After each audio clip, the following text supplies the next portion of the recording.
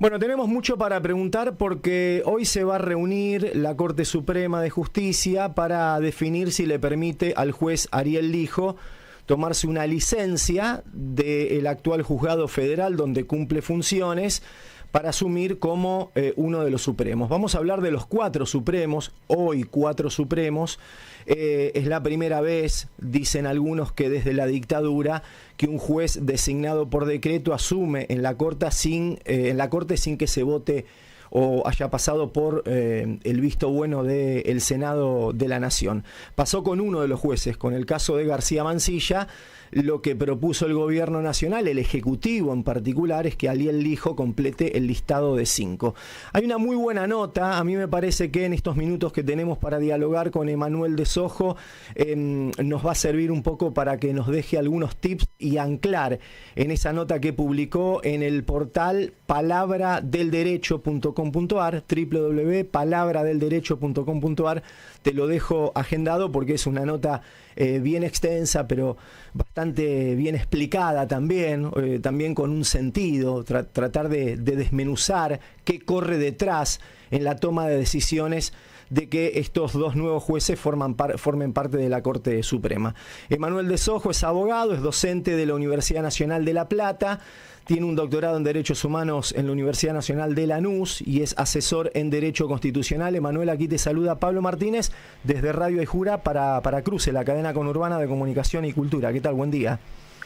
Hola, buenos días, ¿cómo andan? Muy bien, muchas gracias por los minutos de charla. Emanuel, es muy complejo este tema, pero sí nos gustaría saber cuál es la situación judicial que se expone y cuál es también la situación política que se está empujando. Sí, no sé si puede ser complejo los vericuetos, pero en realidad es algo muy sencillo. Para que la gente lo entienda, es cualquier tipo de concurso para acceder a un cargo que uno puede realizar, el famoso concurso que tanto ufana Javier Milei para acceder a los cargos públicos, para mejorar el sistema, y agarra y a dedo dice, bueno, este concurso no va más, lo designo a García Mansilla o lo designo a Ariel Lijo a dedo. Es tan sencillo para que la gente lo entienda como eso. Acá hay un proceso de selección, un concurso, si se quiere, porque tiene que juntar los avales, tanto de la oposición como del oficialismo, del Senado, para poder ser designados jueces aquellos que son propuestos por el Poder Ejecutivo. Bueno, ese aval también se construye en base a saber quién va a ocupar el cargo. Digo, tenés que tener algunos atributos también, ¿no? Exactamente, en base a consensos, que es lo que no ha tenido este gobierno desde que inició. Entonces, lo que uno necesita, y ese es el espíritu de la Constitución del 94, es que ciertos cargos sean elegidos por consenso. ¿Para qué? Para tener a la mejor persona propuesta por todos. Cuando Néstor Kirchner designó a Zaffaroni, Argibay, a Hayton, estamos hablando de, a Lorenzetti, a todos los jueces de la Corte, los designó y los aprobó con acuerdo de la oposición. ¿Por qué? Porque era gente que no era personas que le iban a hacer la venia cada vez que lo veían. Y ese es el espíritu de la Constitución. La Constitución lo que quiere es que se elijan, insisto, personas independientes y probas. Con esta forma de selección, lo que se hace es poner a dedo a 2 personas a las cuales además se les dice, si no dictan los fallos conforme lo que yo quiero, de la misma forma en que los puse, los puedo sacar, porque están a tiro de decreto. No es que tienen estabilidad, que tienen alguna forma de poder actuar independiente. Bueno, de hecho, tanto el Lijo como Mansilla hasta podrían quedar fuera de la Corte Suprema en términos de un año, por ejemplo. Podrían quedar el 30 de noviembre si es que no se les otorga el acuerdo, e incluso si el acuerdo se le rechaza, y en este sentido hay, autores que van desde Vidar Campos, que es un constitucionalista de mucho renombre para los que estudian abogacía, hasta el propio Fait, que habla de la provisoriedad de esos cargos. Si se cae el decreto que lo designa, se cae por ende esa designación, el pliego, se cae por ende esa designación por decreto, porque son jueces provisorios a la espera de que el Senado los apruebe o los rechace. Si los rechaza el Senado, esos jueces perdieron la cualidad para poder seguir siendo jueces de la Corte Suprema. Eso lo dicen distintos académicos que han analizado los precedentes que el mismo decreto establece. Entonces, ahí yo creo que hay distintas interrogantes de cómo va a actuar la política ante los antecedentes. Incluso la política dentro de la Corte Suprema, como bien decías vos, hoy en principio se trataría la designación del hijo dentro de esta designación provisoria, para mí inconstitucional, según los mismos fallos de la propia Corte actual.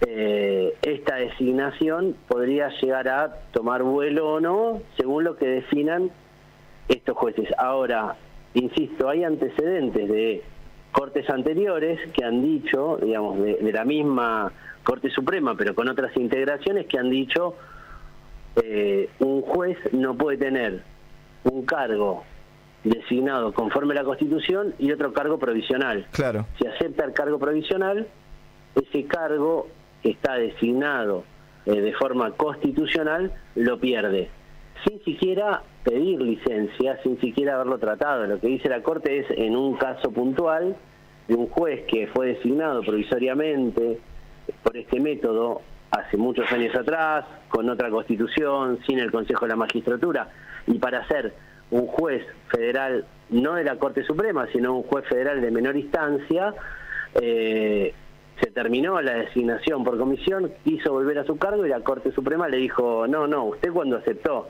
ser designado en comisión, usted perdió su estabilidad como juez constitucional y por ende tiene que volver a someterse al proceso de selección de jueces. Emanuel, hacemos bien en oler mal cuando pensamos que el presidente de la Corte Suprema se autodeterminó presidente y ahora podría simplemente votar positivamente, arrancando por él, digo, y me refiero a Rosati, podría caer en esta irregularidad también de nombrar un juez pidiéndose licencia para ocupar el lugar como corte, en la Corte Suprema. Mirá, es una Corte que se ha contradecido y ha ido a los gustos de sus propias perspectivas de poder, de sus propias ganas de ir acrecentando cada vez poder. Y Rosati es un fiel ejemplo de esa voracidad por el poder, así que nada nos puede sorprender. Rosati es el mismo que dijo en el fallo de Brugli y Bertuzzi que la única forma de designar jueces era el artículo 99, inciso 4 de la Constitución, que todo el resto de la forma de designar jueces era inconstitucional. Y por eso le dijo a Bruglia y a Bertuzzi, en la sentencia que dictó para ese caso y para todos los otros casos que sucedieron con anterioridad, y para este también de la Corte Suprema, les dijo muy claramente, digamos, la única forma de designar jueces que existe conforme a la Constitución es el 99, inciso 4, o sea, el proceso de selección que se estaba llevando a cabo. Y la Corte tiene que resolver si eso, hoy tiene que resolverlo, no cuando llegue el caso, ya está en la Corte, claro, resolver si eso es constitucional o es inconstitucional. Si dice que es constitucional, la salud va a empezar a ser privilegio de unos pocos. Si dice que eso que hizo Milei es inconstitucional, podremos seguir tratando de reforzar un sistema de salud que después de la pandemia quedó muy golpeado. Entonces, ahí hay una situación particular. El derecho de los trabajadores, que hoy en día, digamos, la reforma que hizo Milei a los derechos de los trabajadores en perjuicio de los trabajadores, que hoy en día está suspendida por un fallo de la Cámara, también está en la Corte.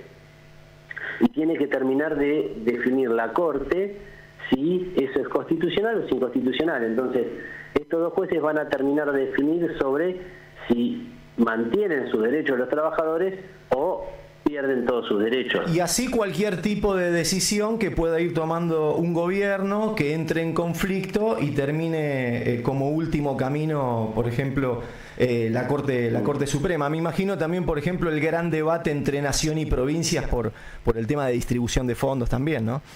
Ni hablar, el FISU, por ejemplo, ahora no recuerdo cuál es la coparticipación, cuántas demandas ha hecho la provincia de Buenos Aires que están en la Corte, y no es que tienen que hacer todo el recorrido, están a una firma, o sea, ya están en la Corte, no es que tienen que esperar a que pasen las instancias, no, hoy están en esos despachos la decisión de devolverle los fondos que fueron apropiados y que le corresponden a los bonaerenses, devolverle los fondos para que distintos programas, que era el fortalecimiento para la infraestructura social y urbana, el FISU, se le devuelva a las provincias para poder realizar nada más y nada menos que casas para las personas que no tienen absolutamente nada.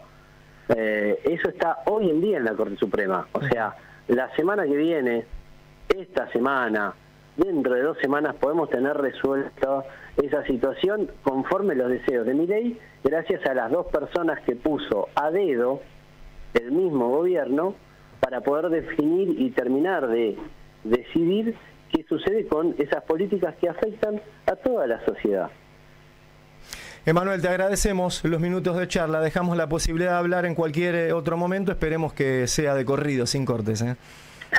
Sí, gracias. Te mando un abrazo.